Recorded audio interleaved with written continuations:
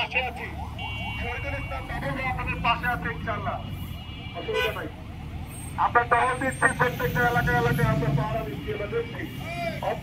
আইন শৃঙ্খলা রক্ষার জন্য যা যা করণীয়, জনগণের জানমাল রক্ষার জন্য যা যা করণীয়, আমরা আইন শৃঙ্খলা রক্ষাকারী যারা রয়েছি তারা আমরা সবকিছুই করছি এবং আমাদের সমস্ত প্রস্তুতি আমাদের রয়েছে।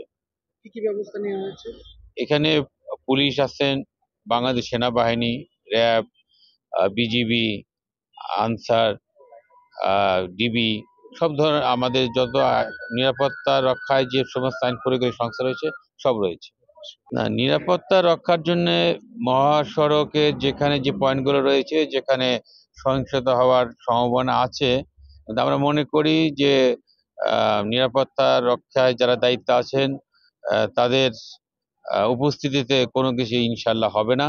আমরা শতভাগ নিশ্চিত যে ইনশাল্লাহ আমরা জনগণের জানমাল রক্ষার জন্য যা যা প্রস্তুতি নিয়েছি সব আমরা ইনশাল্লাহ সবকিছু রক্ষা করতে পারবো।